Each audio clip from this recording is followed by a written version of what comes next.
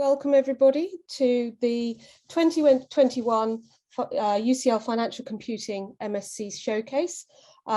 We'll kick off the presentations in a short while, but for now I'd just like to introduce Professor Tommaso Aste, who's the head of our research group, who will do a quick keynote address to kick things off with. Yes, a very short keynote address she wanted to say. Yes, it will be short, but I mean, I'm very, very keen to introduce this showcase.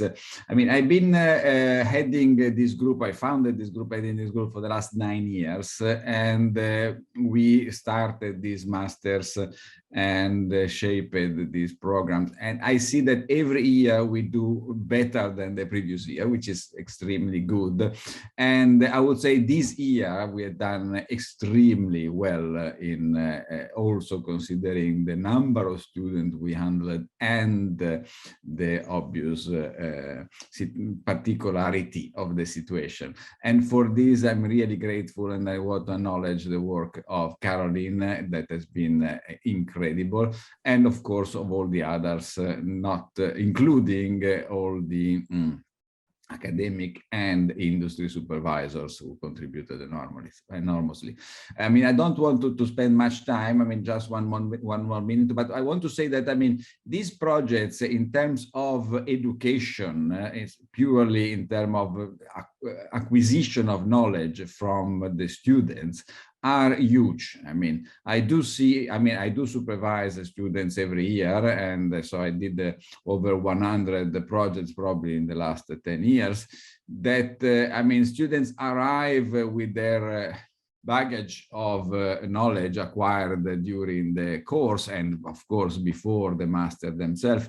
But then, I mean, while they do the project, I mean, these things change radically, and putting your hands on problems and solving them, or try to solve them, is a huge plus that we give to students. And this and the interaction between us, the academics, and the industry is enormously powerful and quite unique. I mean, it's not that easy to do that. I mean, and I should say that we are pretty good in doing this. I mean, and so, I mean, I'm very proud of what we do, and I hope we will keep doing it. And also makes me very proud to see that the industry are happy with this, in the sense that, I mean, what I was saying before was from a from a teaching, from a pedagogical and academic perspective, but I see that there is also a strong added value to industry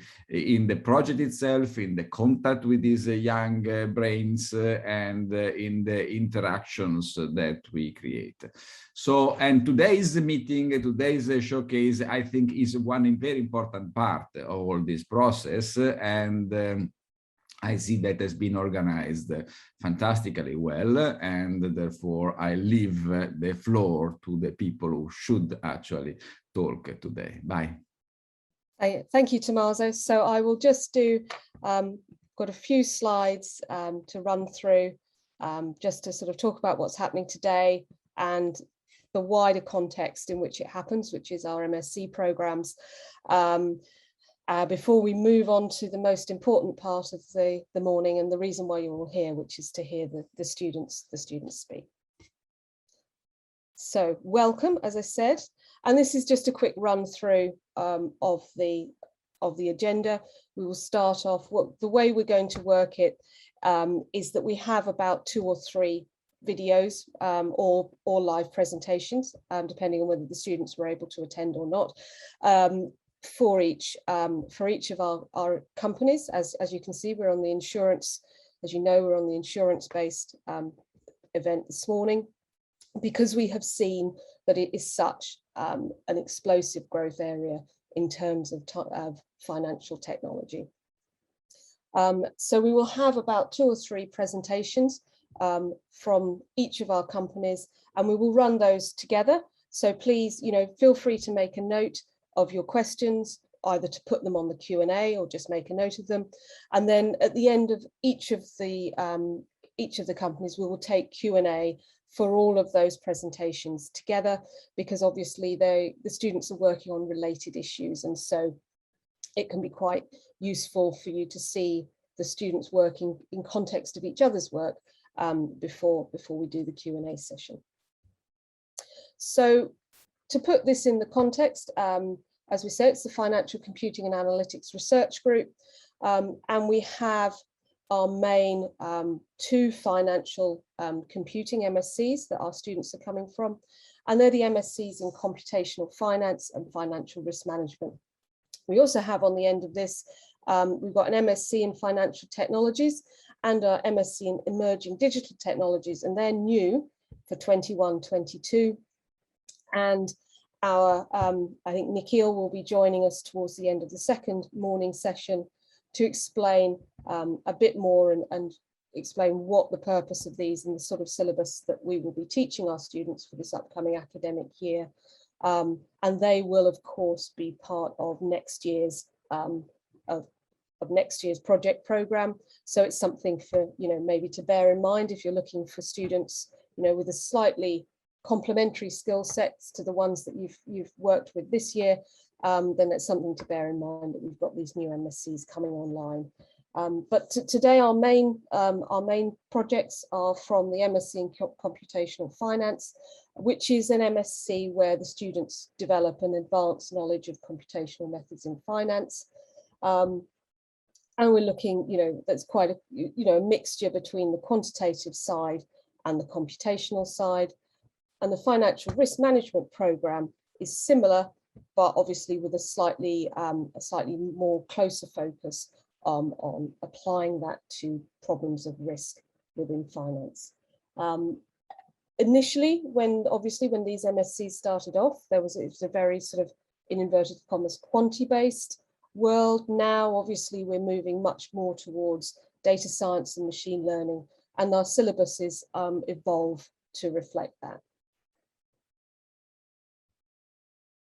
So with it, again, just to set the context, these projects have taken place within the scheme of IXN and IXN Innovation.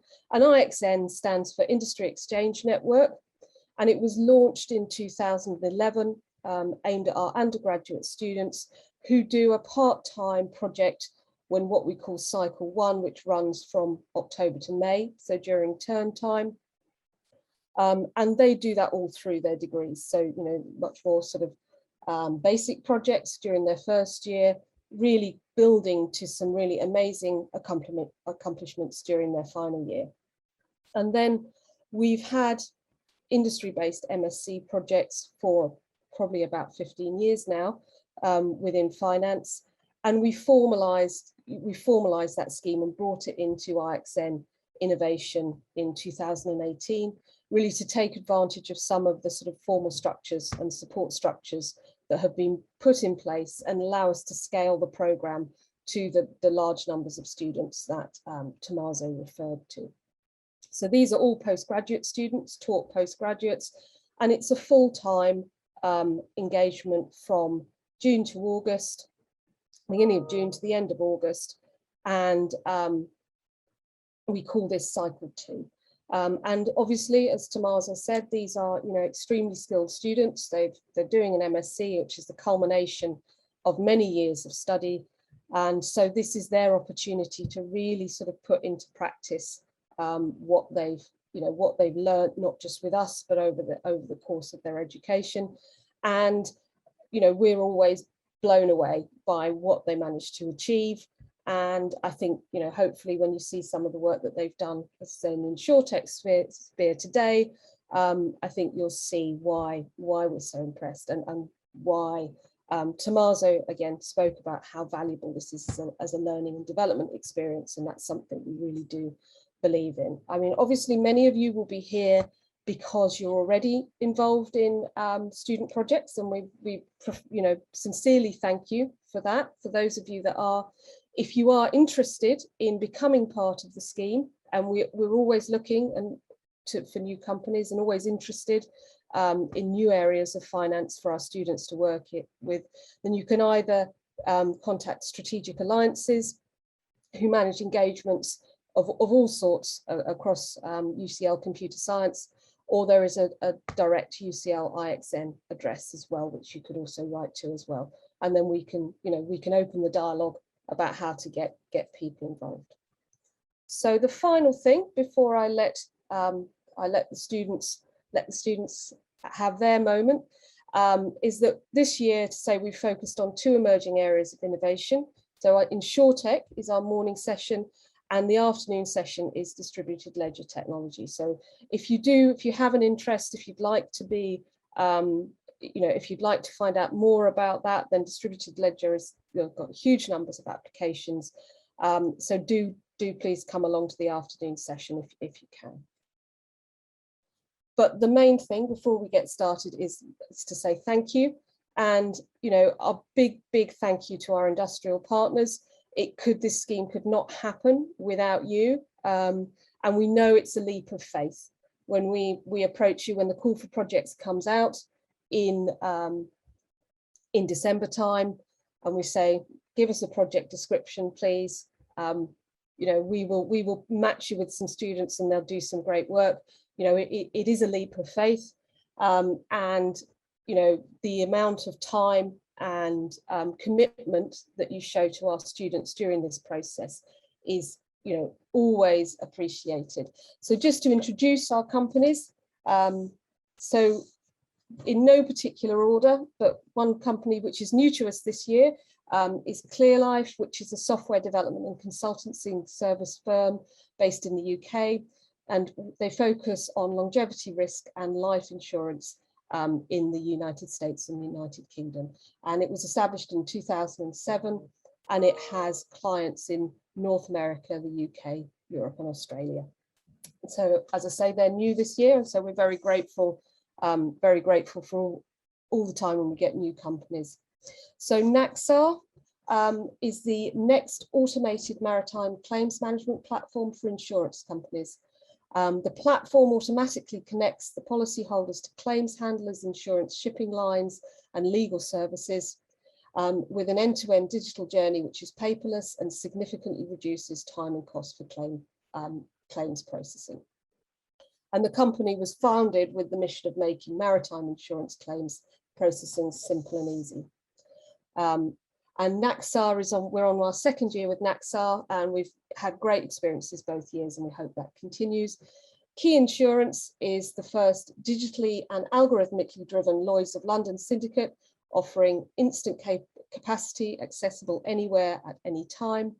And finally, last but not least, one of our partners from many years, Vesuvio Labs, is a London-based deep tech partner that works across the insurance supply chain, from policy distribution and pricing through to claims. So, as I say, thank you guys. You're all incredibly interesting areas for our students to work in, and we appreciate your involvement very, very much. And finally, and to our students, none of this could happen without your hard work, without your commitment to your studies and to doing the best in your project. And I think that we'll see the sign of that today. So without further ado, I'm just going to change my screen and move on to the first project we have today. Is a couple of recordings from our Brit and Key students, and then we will have a live presentation before the Q&A session. Hi everyone, my name is Yihu, and project is about portfolio allocation optimization. So let's start with the project overview. The goal of my dissertation is to optimally allocate the appropriate percentage of each policy on the several particular targets of a year. And this whole process involves working on real-life examples of nonlinear constraints, and also involves some optimization approaches. So basically, this problem consists of 2 parts. One is the policy generation, and another one is the problem formulation. And several assumptions are made in order to analyze the problem on the different scenarios. So the part 1 is about the variable definition. You can see here the premium, the risk exposure, and the minimum and maximum line size limits. Also, there's a variable called grade, which describes the quality of a specific policy. And the smaller the grade, the higher the quality, which means when grade is equal to 1, then it indicates a very high quality of policy. And there's also a variable called class, and it's actually categorized policy into different risk types. And part 2 is about the policy generation. So in this dissertation, it's actually more concerned with the formulation and modifications of the optimization problem itself. So rather than accurate prediction of the future, and several assumptions are made to simplify the process. So for example, the line size follows Gaussian and the red line follows the gamma. And it is also assumed that there are 3 brokers, 30 classes, and 5 grades, and each probability is equal. So here are the results of the generation of 200 policies. Since 200 is not a quite large number, so here still exists some randomness, but you can see roughly each class, each grade, each broker is roughly equal. And part 3 is about the problem description. So here it is the objective function of this problem, and this is the constraints and the upper bound and lower bound. Actually, this part is about help the algorithm to reach the target. The VS is actually the target for a certain time period. And this part is actually aims to maximizing the rate online variable. So F is actually stand for a vector of rate online. And the alpha is actually a weighting vector. You can see here, I also stated what is alpha. So let me just state what is the target. So it is assumed that the target for a year is that the premium from each broker is equal, the premium from each class is equal, but for grade it's not equal because lower grade actually means higher quality, and it is preferred to assign more weights to higher quality policy. So for example, this could be one of the target probability for each grade. And here also assume the upper and lower limit for each class. It's just an example. And here are the results. So for the aesthetic version, which means I just generate 200 policy and assume I know the future perfectly, and the 200 policy is exactly as future. So the result is as follows. The green area is actually the feasible range for each policy, and the blue line actually indicates the allocated percentage for each policy. You can see here there are 200 policies, and the results in terms of the class, broker, and grade is like this. It's actually just like the target stated here. So this is a very theoretical version. It's basically an oracle problem, and more practically, actually the forward tracking version is more realistic. So for this version, actually I use some prediction of future.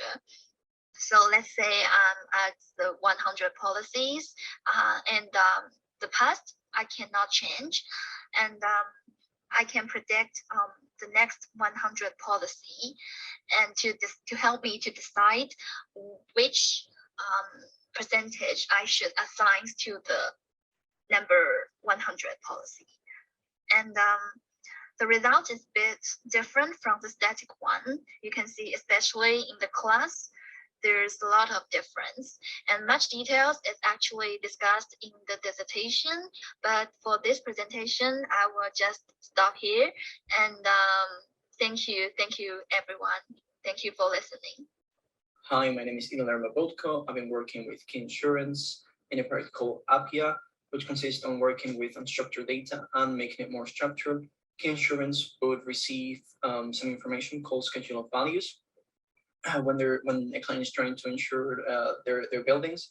And this data has information about the buildings in the form of the location, the purpose of the building, the value of the building, stories, people that are usually working in the building, etc. So the tables are unstructured because each client will have a different, slightly different format. And what we're trying to do is take that unstructured format and make it into and transforming it into the format that Key Insurance uses for their algorithms. And the first challenge that we've encountered is how to find the data that we want to work with. Usually the schedule of values, which is the data that we're using, comes in an Excel file and has different tabs, but we're only looking to work with one of the tabs. So we used an NLP model called BERT, developed by Google, in order to find this, in order to find the tab. And what we use is the fact that usually the headers are very similar, but slightly different sometimes. And we transform the rows of the table into vectors, and then we classify them to see if it's the header that we're looking for or not. Once we find the data, we struggle to map the columns that from the unstructured data to the structured one. And in order to solve this problem, what we had two approaches. One of the approaches was to convert each column into a vector and then compare the vector that it's supposed to represent the column from the unstructured data with the column representations of the structured one. And we just check the constant similarity of both vectors and rank them. And for example, if in the unstructured one we had location, the most similar one could be address in the structured one, and so the similarity between them should be the highest, and that's how we kind of find the pairs.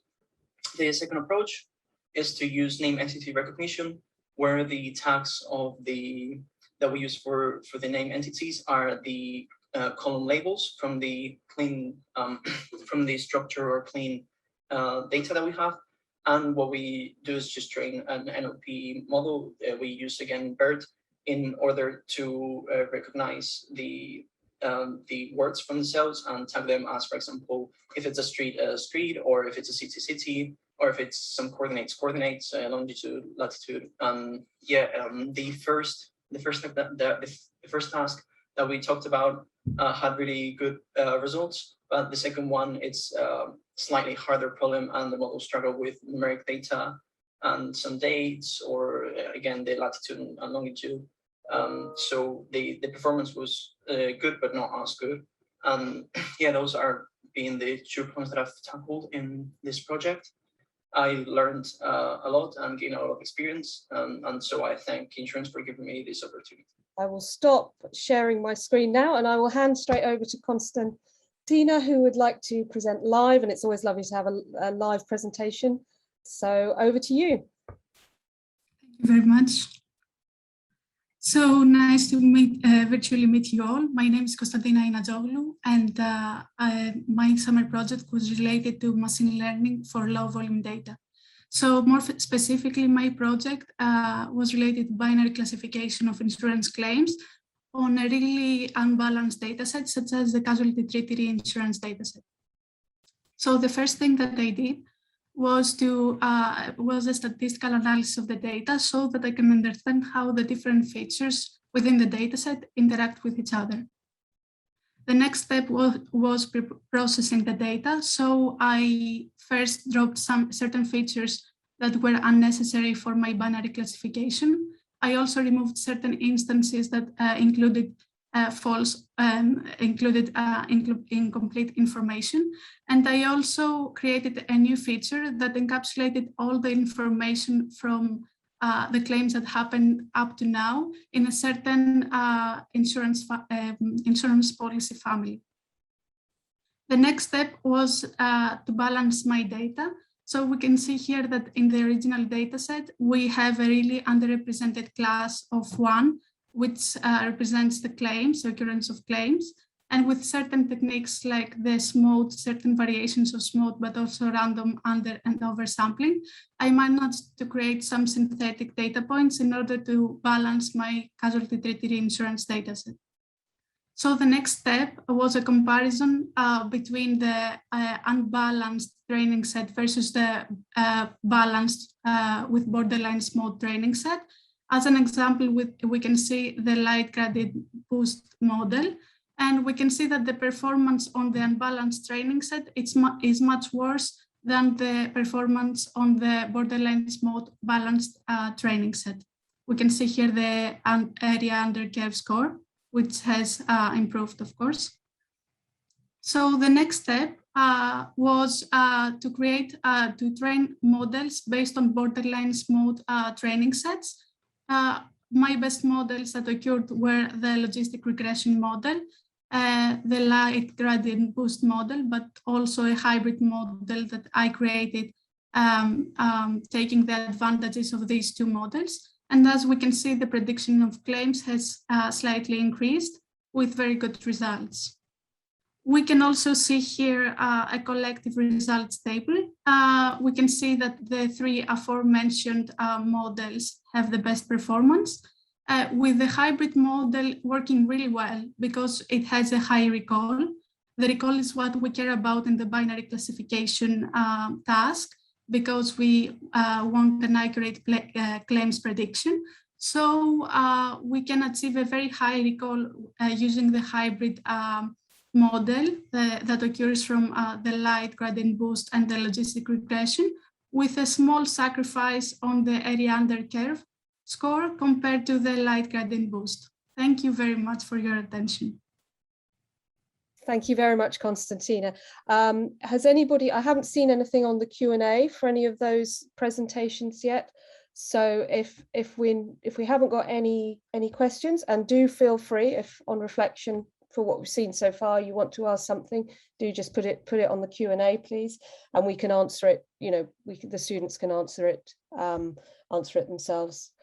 If there are no questions, then we would move on to our Clearlife students, and to start that off, we have Denani.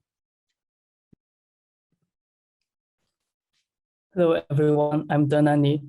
My thesis topic is calibrate an ARMA gauge model to price the no negative equity guaranteed option. My academic supervisor is Jiahua Xu, and my industrial supervisor is Chris Stewart. Firstly, the data in my thesis is the monthly UK house price index. The figure on the left is the average house price from 1991 to 2018. The figure on the right is the corresponding log returns. I'm going to fit the ARMA gauge model to the log returns. An ARMA gauge model is composed of an ARMA submodel and a gauge submodel. The first equation is the ARMA part that models log return YT, and the conditional variance HT is modeled by the gauge part in the second equation. There are two advantages of applying the ARMA gauge model. Firstly, the autocorrelation effect among log returns is captured effectively by the ARMA submodel. Secondly, the heteroscedasticity in the volatility of log returns is explored by the gauge submodel. There are two approaches to model the log returns. The first one is the real-world approach. Here we see that the log return at time t follows a normal distribution given the filtration at time t-1. The second one is the risk-neutral approach. YT is again conditionally normally distributed. The difference between the two types of modeling comes into the drift that is taken as mu-t under the former. The real-world measure can be transformed into the risk-neutral measure by applying the risk neutralization method, which is called the conditional Escher transform. The no-negative equity guaranteed option is valued by the function VNNEG. The function P is the notional amount of the put option. It is multiplied by the exit probabilities in each year. The following part shows the definitions of parameters in the equation. Finally, I calculated the percentage of each NNEG option value to the initial house price. The figure shows the results under the baseline scenario, and the corresponding parameters are on the right-hand side. The option values for males are relatively lower than those for females. The reason is that males have higher mortality rates than females. Moreover, the option prices for couples are the highest among the three groups because the option only pays off when both of them die. For all groups, the option prices are the highest at age 65. The sensitivity tests and the detailed results are analyzed in my thesis. Thank you for listening today. Many thanks for that, Denan. And we will now hand over to Ruhi Zhang and Monday, who will also be presenting live their work. Hi everyone. Today Monday and I are going to give a very brief presentation on our project. In this project, we mainly focused on the life settlement market, where a life insurance policy can be sold by the policyholder to an investor. And special thanks to Chris from Clearlife, a business management platform for the life settlement market. And all the policy characteristics data we used are collected from Clearlife. Well, our target is to find the optimal portfolio of the life insurance policies. And our first step in methodology is to put policy into groups based on their gender and mortality factor.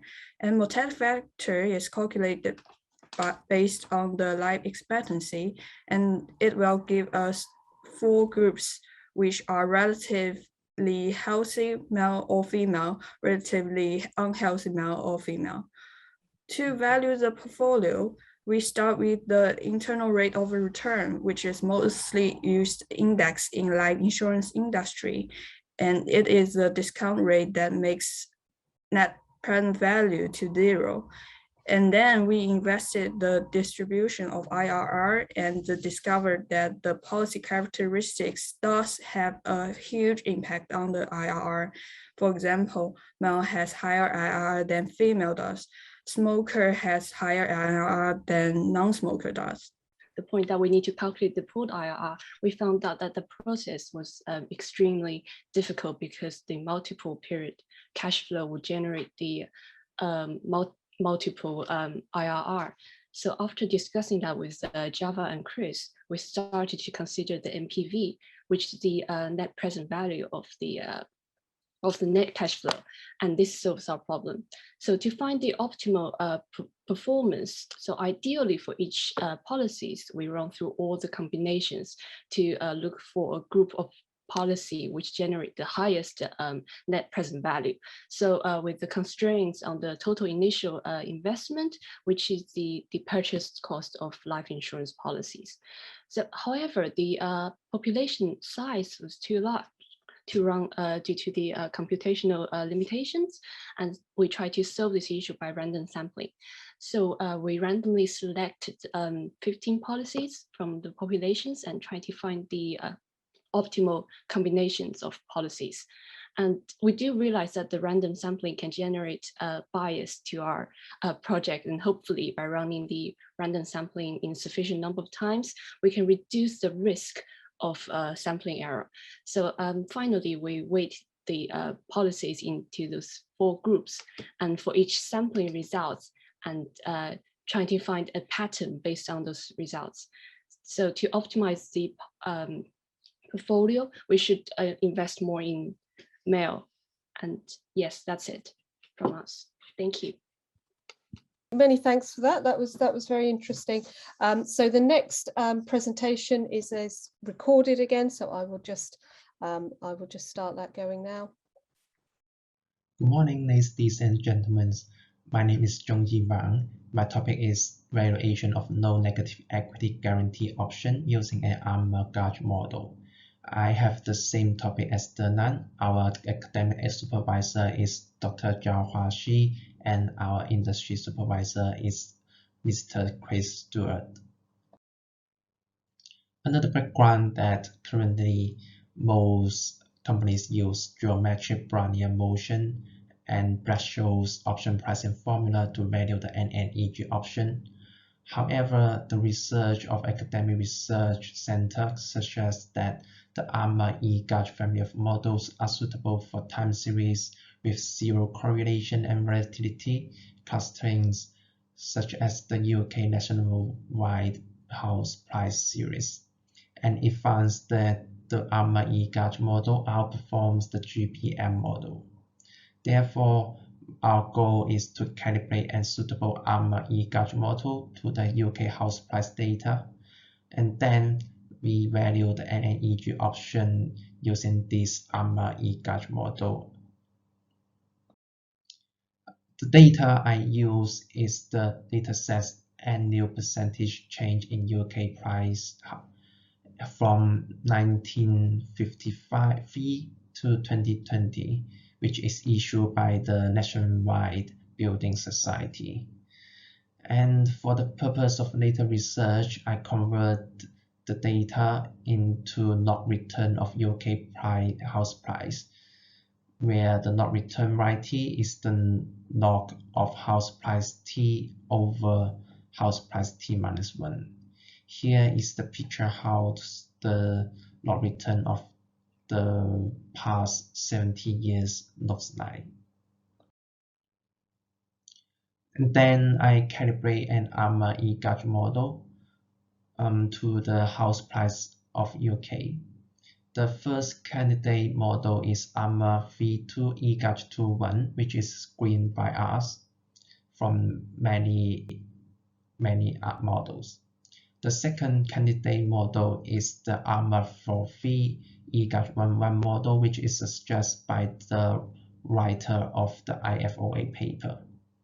And here we have the pictures how the predictions looks like, and comparing their root mean square error. I choose the candidate 2 ARMA 4V E-Gauge 1.1 model to value the NNEG option. Then we do the NNEG evaluation according to Lee's paper and ARC paper for market companies and no arbitrage. Under the risk-neutral probability measure Q, we find that log return YT is normal distributed, and the parameter HT here can be forecast using the ARMA E-Gauge model.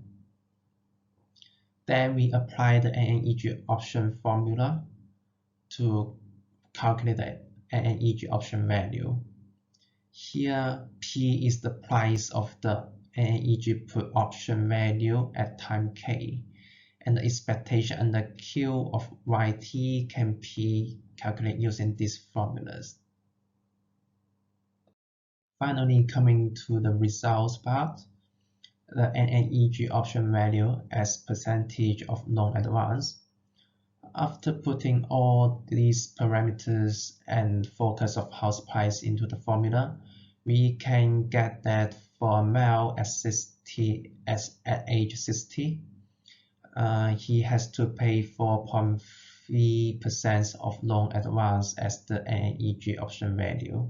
And for a female at age 60, she has to pay 7.06% of loan advance as the NNEG option value.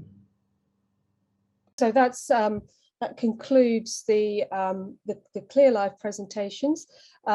We have one question. I've got a question that I'd like to ask. That's something I found quite intriguing, and I'd like to ask. So from the technical point of view, I was a little bit intrigued by Moonday and Ruji's presentation, the middle Clearlife one, when you talk about classification of people as healthy and non-healthy. So I was wondering how this is done, and also whether there's any risk in the way that you classify people and distorting the results that you were getting from a sort of data quality point of view. Oh, yeah, sure.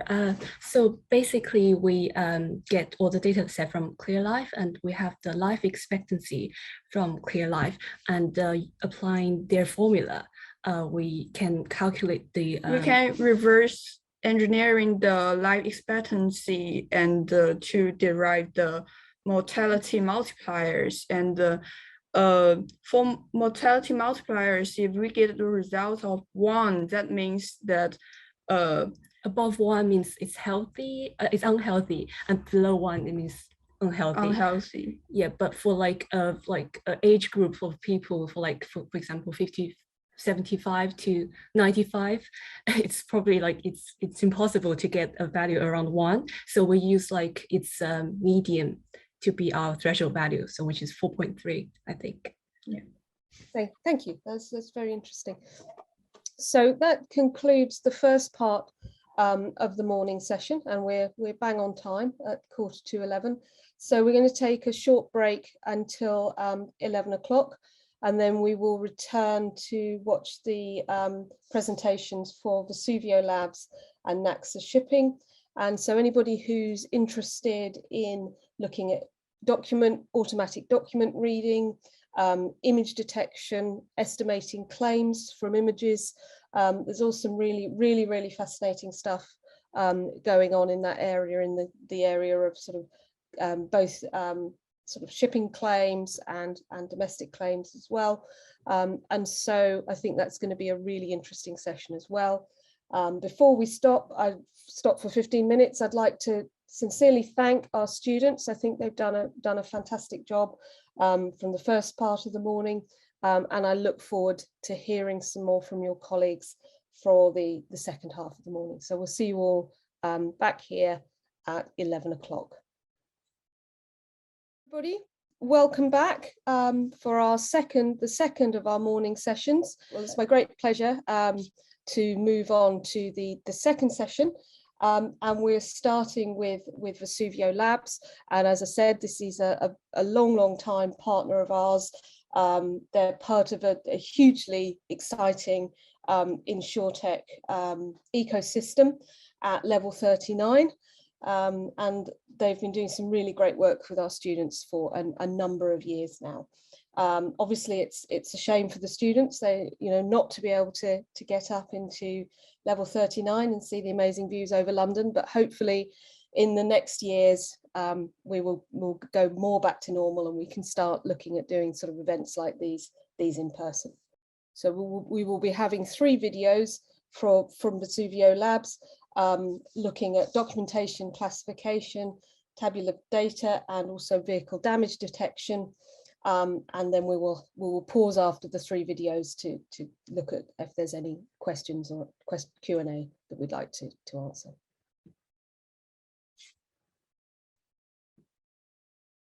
Hello everyone, I'm Ponpanis. Today we present the project that we have partnered with the Vesuvio Labs. Our group, including Han Kun, Tian Yun, and myself, share the same project, which is the insurance document classification with machine learning and natural language processing. We aim to identify the best machine learning algorithm to classify the document into groups. It is an interesting problem because it is labor-intensive process for humans to analyze a large number of documents. So we try to find a way to use machine learning and natural language processing to automate this technique. Because we have the data confidentiality issues, so we were given the public dataset, which is the insurance product and service reviews from the Trustpilot platform. Our aim is to label each review to positive and negative reviews by its sentiments. Okay, so this is the methodology that we use. Well, we follow the same process. Start with the data analysis, applying feature engineering, and use machine learning algorithm to classify the reviews. The last step is to evaluate the performance of the document processing. This table shows different techniques that we use. For example, the back-of-word and TF-IDF, which are the most popular techniques to transform the text into numerical representations. This allows the algorithm to use the distance measurements between vectors and determine the class of each review. We also use different algorithms. So Han Kun and Tian Yun explore the classification methods such as logistic regressions, which require label dataset to train the model. And I researched the custom algorithms such as k-mean to group reviews in an unsupervised manner. So this is our study results that each of us also have our own direction of study. Start with Han Kun. So he found that if he balanced the data size increasing to 100,000 and using the word-to-word models, and along with the random forest algorithm, he'd be able to achieve a high recall at 88.2% and accuracy at 62.1%. The result that I found that a simple question algorithm like K-means outperform deep learning methods with the highest accuracy at 94.2%. I also found that the dog-to-web model, which captures the semantic information, also work better than the frequency-based embedding model. Lastly, Tian-Yun also experiment different balancing techniques, and he found that he using undersampling to balance the dataset produced a higher true negative rate. So he used the pre-training word-to-word and logistic regression that gives you a true negative rate of 94% and accuracy at 92.9%.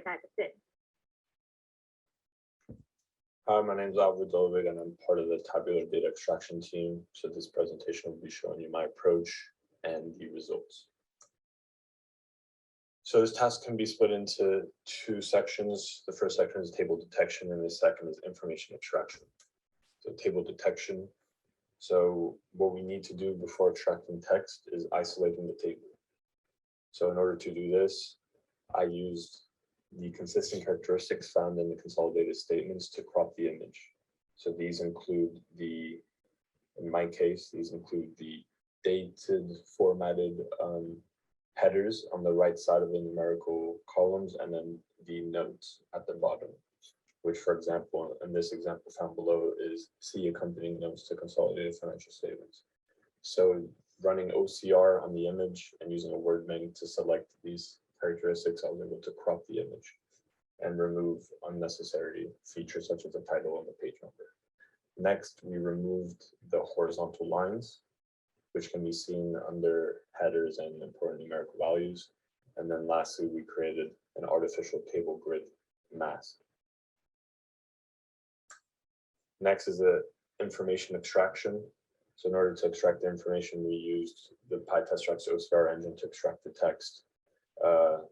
The output of this engine includes the text, the confidence level, and coordinate information. So using the coordinate information, calculated the midpoint for coordinate of each word. And with the empty table grid mask created in the last step, we calculated the table cell coordinates for each cell. Then using a function which decides whether a midpoint coordinate lies within the table cell, we arranged the text into the respective cells, which was then converted into a pandas data frame. And lastly,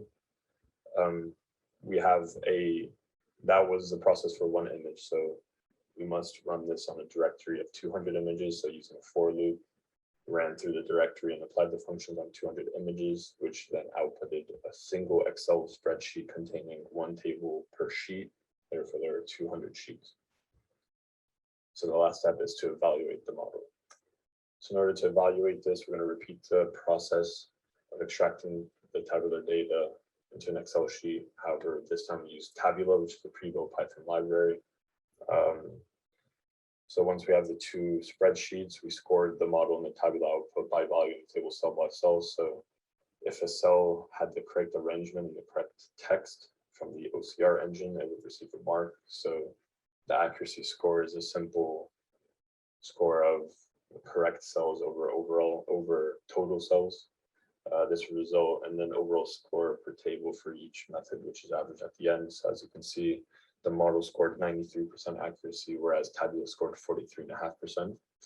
The model I created was efficient in extracting tabular data. However, the OCR engine had issues with its extraction accuracy. In terms of the arrangement of the cells, the model had very few issues. However, on the other hand, Tabula had most of its issues with the arrangement, while its text extraction was its best feature. And this is a visualization of the approach. So on the left, you have the source image, which is the balance sheet. And then on the right, you see that it's been cropped using consistent characteristics. So that we only have the text left, the table left. Next, we remove the lines under the headers and the important numerical values, and then we created the artificial table grid mask on the right. And this is the final output, which is a pandas data frame of the text seen in the table. That is it. Thank you.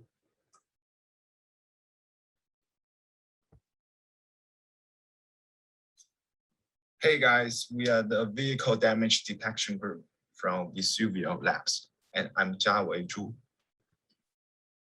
So our data set is composed of 30,000 images of more than 2,600 vehicles with recoverable damages. And we have around 11 images for each vehicle. And our methodology flow is as follows. So we first have the image cleaning, and then image labeling and image normalization, and we have our mask RCNN model, and finally we do the evaluation. So mask RCNN is a deep neural network that aims to solve instance segmentation problem in machine learning and computer vision. And for example, you give it an image, it returns the object bounding boxes, the classes, and the masks. So I've done the detecting car damage severity using mask RCNN, and I've classified the images into severe, moderate, and minor damages. So the evaluation I've done, I've got the precision of 0.73 and recall of 0.68 and F1 score of 0.7. And these two are the images I've got from the output. I'm Benson Zhang, and my task is applying mask RCNN for track damage level detection. The damage level classification here is the same as that in Jiawei's presentation. For my first try, I trained the model with 150 images. After that, I increased the number of images to 500 to improve the performance and test the model on the track dataset with 80 images. From the top table, it can be seen that training with more images have an improvement on these 4 evaluation indexes. From the bottom figure, as the LLU increasing, the mean average precision decreases, and we got the best index at 0.5 LLU. I am Wenqian Zhang. My work mainly focuses on applying mask RCNN for automatic car dent detection. Label me is used to mark up dents on the images. For training, there are 2 classes, background and dent. We use pre-trained cocoa weights to train the head branches with 20 epochs. A loss versus epochs figure is shown as below. And to evaluate our model, we run the computation on 30 test images. A precision recall curve is shown here. I'm Nai Wentian, and the aim of my project is to detecting the missing parts in commercial vehicles. I'm using 143 images for training and 44 images for testing. I labeled my images as front, rear, and side position, and then testing if there exists missing parts on the vehicle. So here is my result on the training and testing dataset. And as for the future work, all of us needs to enlarge the size of the training data to improve the model. And also for Jiawei and Dancing, they're going to detect the moderate damage. And for Wenqian, she's going to distinguish the dents from the reflection. And I will try to improve the models on testing set by classifying the images as damaged and undamaged before labeling. So that's everything for my group work. Thank you for listening. So thank you very much. Those 3 presentations were very interesting.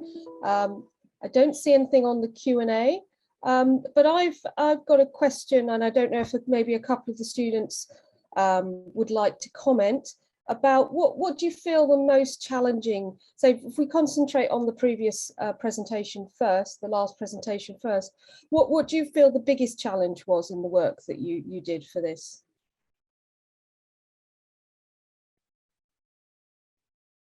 Maybe if Jiawei, if you could comment just because you're at the top of the slide there. Yeah. Hi, can you hear me?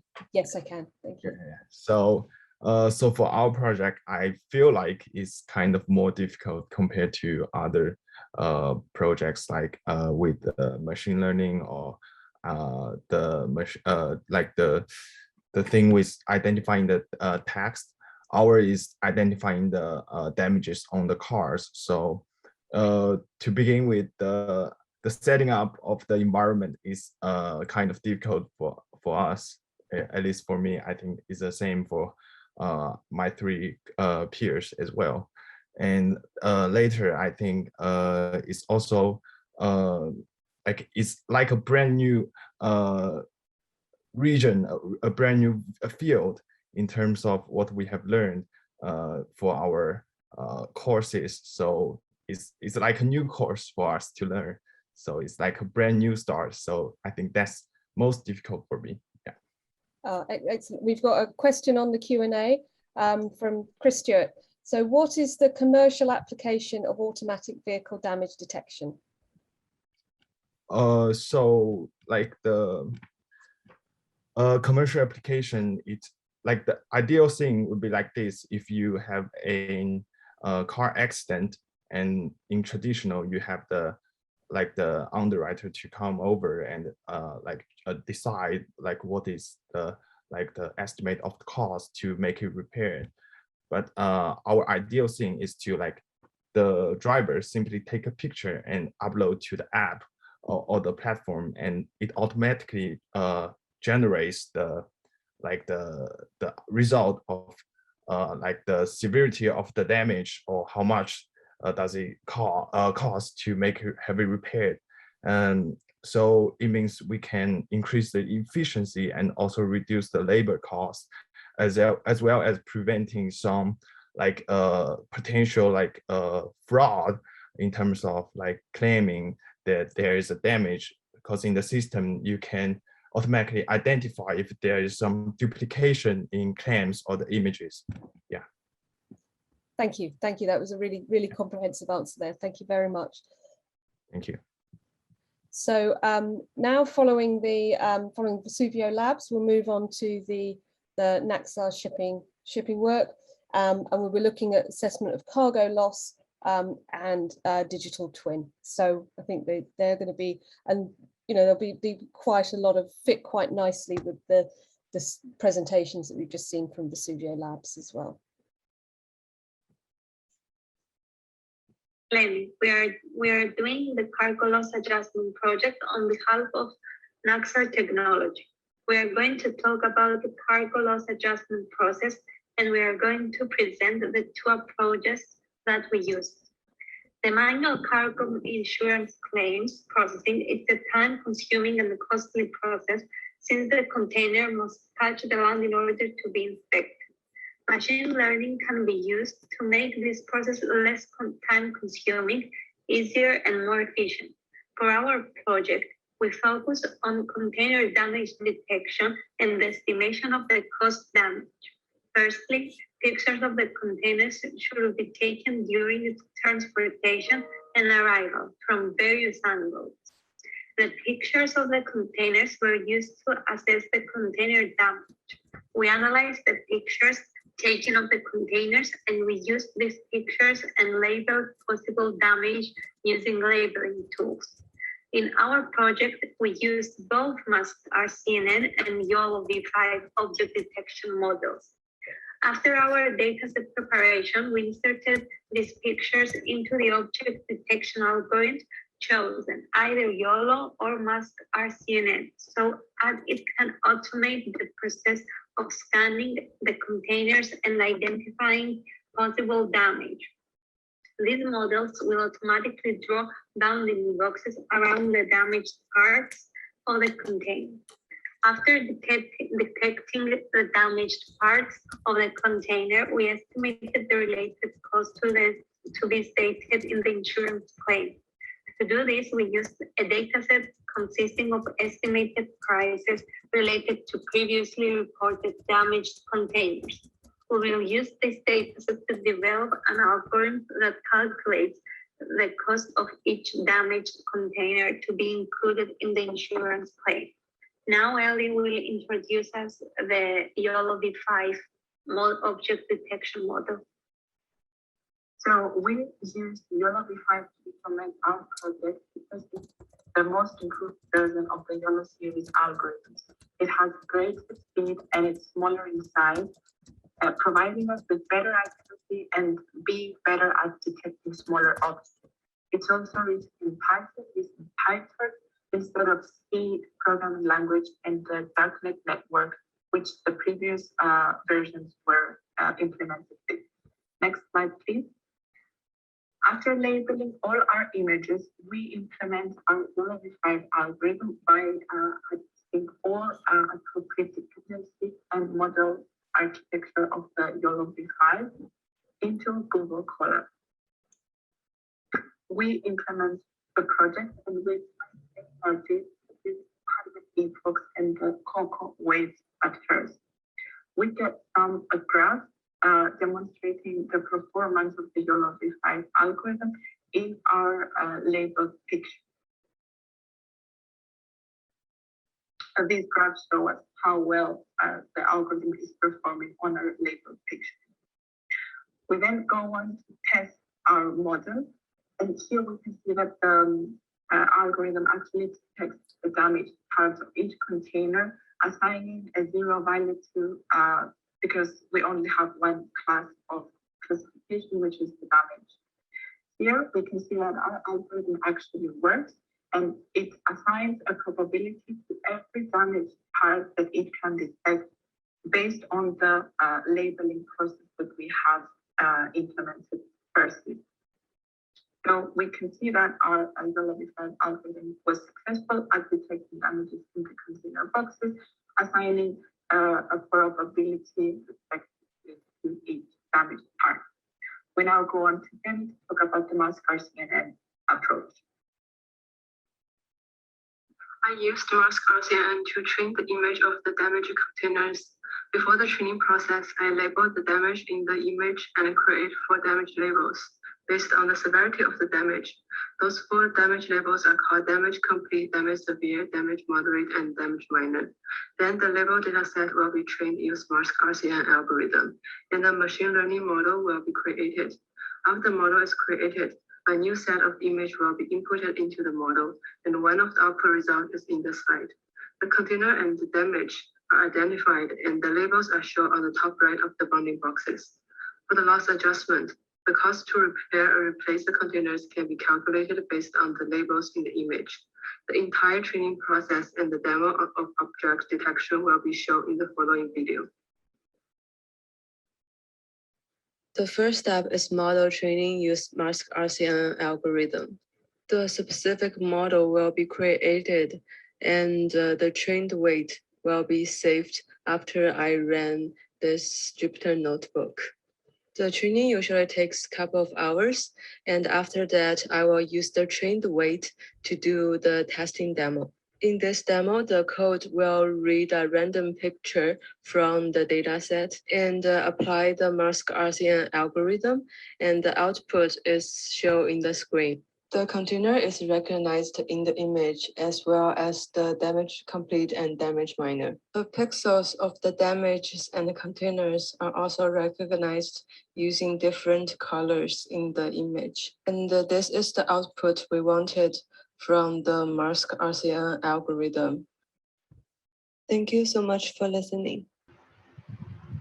Hi everyone, I'm Yu Hengsha from the Cargo Digital Twin Image team, and my teammates are Yilan Fan and Zhixin Xie. Today we are going to share what our project is about. So let me introduce the digital twin first. Digital twin is the connection between the simulations and the real world. The system receives the information from the real world, then updates the virtual copy of the product in the system. Therefore, identifying the product is a crucial step in constructing a digital twin system. Our project aims at training an algorithm to identify and localize the dents and containers in the image, such that the dents on the containers can be a feature using in the later container identification. And the question then comes to why we need to develop this kind of mechanism. The answer is that during the supply chain's high shipment, there are tons of cargoes sealed in containers for convenient purpose. We don't know which or what kind of cargoes inside the containers and which country it comes from. Then, and when the container passed by the camera, the digital twin system identifies all this information by the unique fingerprint of the container, which is the dense layout on it. And in our project, we use the mask RCN algorithm to approach our goal. As one extension of RCN, mask RCN were proposed by Kaiming He for instance segmentation task.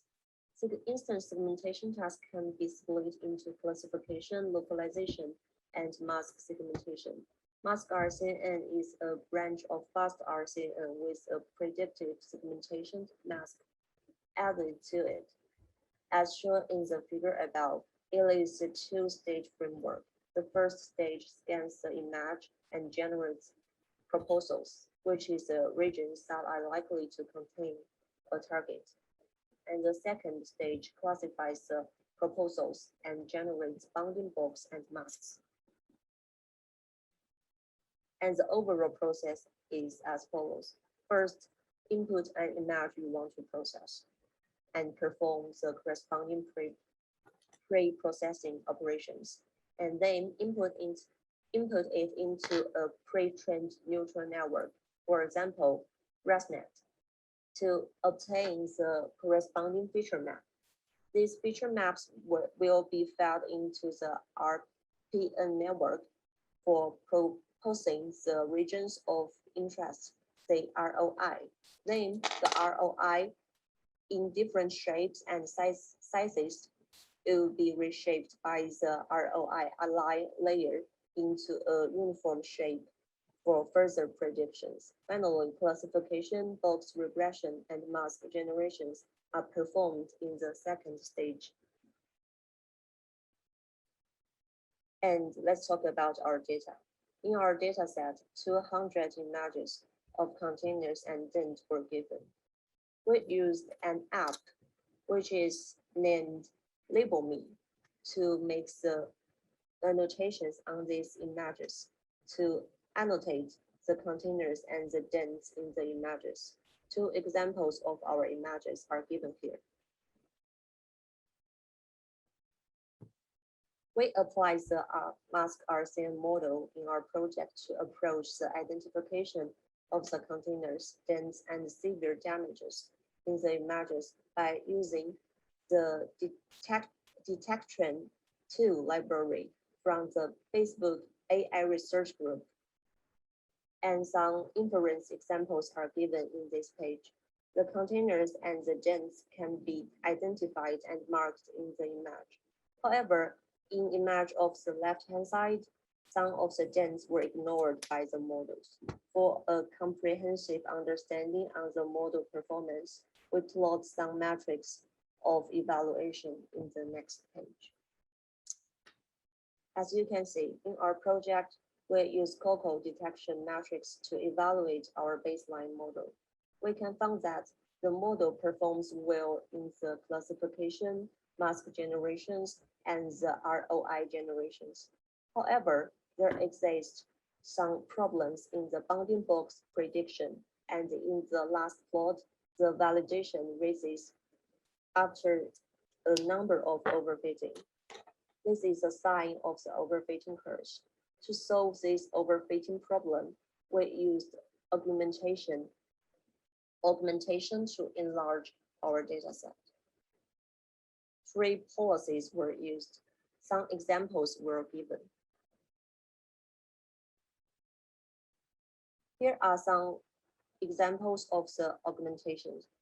The first policy will randomly change the corner space and the saturation of the images. And second policy employs some stochastic augmentation techniques such as rotation, perspective transformation, and scaling.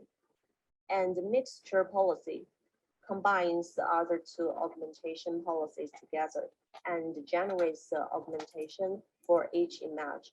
And we hope the augmentation can suppress the overfitting problem found in our training. 5 augmentations were generated from each image in our original dataset by these policies. And as you can see, the red line is the validation loss of our baseline model. We can find all the augmented models outperforms the baseline, and the mixture policy has the best effect on the overfitting problem. And the average precision metrics of 4 models are similar. In other words, the augmentations can allow us to train more iteration and get a better predicting ability with less validation losses. Here are the outputs by 4 models from an image. The upper one is the annotations from us, and the model of mixture policy has a better performance over other 3 models. Though this false detection and more dense were marked in the image. Okay, that's all about our project. Thank you. So so that concludes the videos for this morning's session. Does anybody have any questions? Because if not, I'd like to address one question, and I'll address it to Jinxing because it's about the last video. And I was just wondering, what do you think the next, if you were to carry this research work forward as a group, what do you think the next steps would be? What would you like to look at next? Okay, in this project, and I make the annotation on the dance, but the dance is more in the image, so it makes some difficulty in the annotations. So in the future, I think the higher quality data sets should be included in the model training. Yeah, okay, yeah, and secondly, in the model training, I found that the recognition of the dance is not very precise. So I think in the future it should be considered because yeah, the dance is very hard to recognize. That's also. So, thank you. Yeah. Thank you. Well, so thanks to for all the presentations. I'm now going to hand over, as I mentioned in my introduction, we've got 2 new MSCs coming on stream this year, which is hugely exciting for us, and hopefully for you as well, because it will, really, there'll be students with, the students we have now are incredibly skilled, and it will have, that will be augmented by a couple of new cohorts of students with, a slightly different skill set, and also to be included in the project scheme. So without further ado, I'll hand over to Nikhil, who'll be able to tell you a little bit more about those programs. Great, thanks very much, Carolyn. Let me share a little presentation I've put about these new programs with everyone.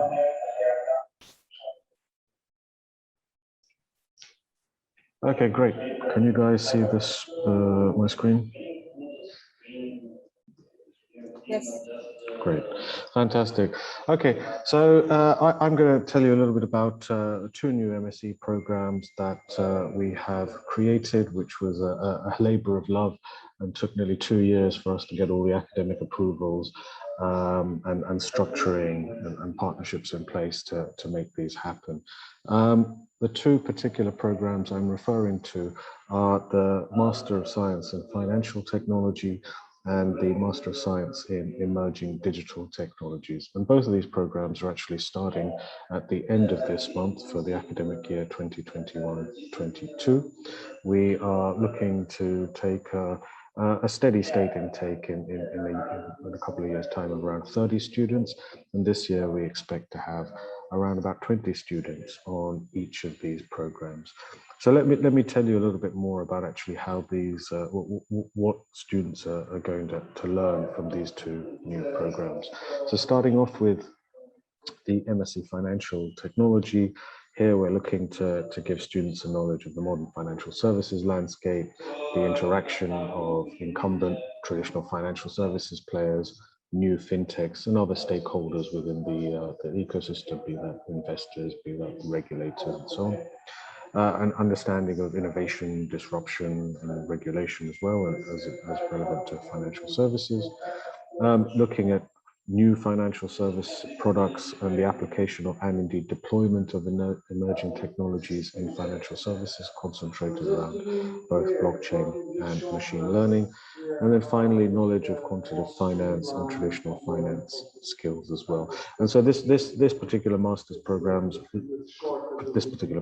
leverages already the expertise and the strong running of our MSc Computational Finance and MSc Financial Risk Management, and adds on to that another pathway for students as well to essentially explore more in depth about the application of technology within the financial services world. So that's a little bit about the MSc Financial Technology.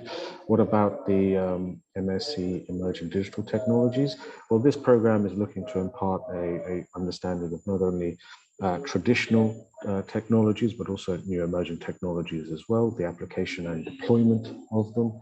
And again, this is concentrated around these kind of 5 different things. So information management systems, essentially databases, blockchain itself, machine learning, Internet of Things devices, and cybersecurity. And as well as that, we're also supplementing on top of that an understanding of business strategy, economics, policy, and indeed the management of technology. And again, this program looks to actually put onto traditional computer science subjects a layer of this kind of understanding of the business and strategy and indeed the management of technology itself. And at the heart of these 2 new programs, essentially we've seen a large gap in the market where we believe that, you know, one thing that students may not have as much appreciation of technology as the demand for employment is for individuals with these particular skills. So that's why we thought to create these particular programs that are looking at their heart to create technology literate professionals, one particularly aimed at the financial services market and the other generally more around learning of a broad set of emerging digital technologies and management skills there as well. We can look a little bit more in depth at the particular subjects that they'll be learning on both of these. So for those of you who are not familiar with how master's programs at UCL run, students typically have a set of compulsory modules that they need to take and then some optionals that they can pick from. So for the Emerging Digital Technologies program, there are 5 particular modules, or four particular core modules that they need to take, which are compulsory. And then, of course, the summer project, which is very much where, you know, we look to work with industry partners to provide projects for our students to work on. And within the Emerging Digital Technologies program, we have the core modules of blockchain technologies, digital technologies and business strategy, data science and database and information management systems. And then optionally, we have a range of different subjects all the way, you know, including machine learning, including digital technology and policy, security and privacy, network and systemic risk, and so on and so forth. And students will be able to pick 4 of these optional to supplement the core modules that they're taking here. And as you can see, depending on how they choose to craft their specialization, they could choose to be more kind of business focused or more into learning a broader range of technologies themselves. Looking at the MSc Financial Technology, this again, same structure, compulsory and optional modules. Students will have 4 core compulsory modules, plus again, the summer project, and they will be able to pick 4 optional modules as well. Here you see on the right-hand side, we leverage a lot of the kind of option pool that already exists from the MSc Financial Risk Management and the MSc Computational Finance. And we introduce indeed new modules here, and particularly these three: innovation and strategy in finance, digital finance, and blockchain technologies as the new core elements of this particular program to differentiate it more in terms of its offerings on actually the application and deployment of technology and understanding more about the interplay of business and strategic decisions in the financial services market. And finishing up, what about the employability expectations for students that we believe where students will be able to go afterwards? Well, looking at the MSc Financial Technology, graduates will have an awareness of current issues and the development of financial systems and markets, strong quantitative finance and financial technology skills, business and strategy acumen related to financial services industry and the deployment of financial technologies. And this, we believe, makes them very suited to technology-led finance and banking careers, and indeed working for any of these organizations that we put here in this particular point here.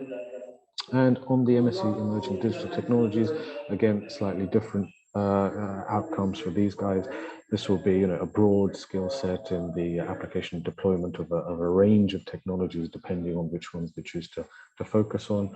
And then indeed, the understanding and management of technology deployment itself and the management of that.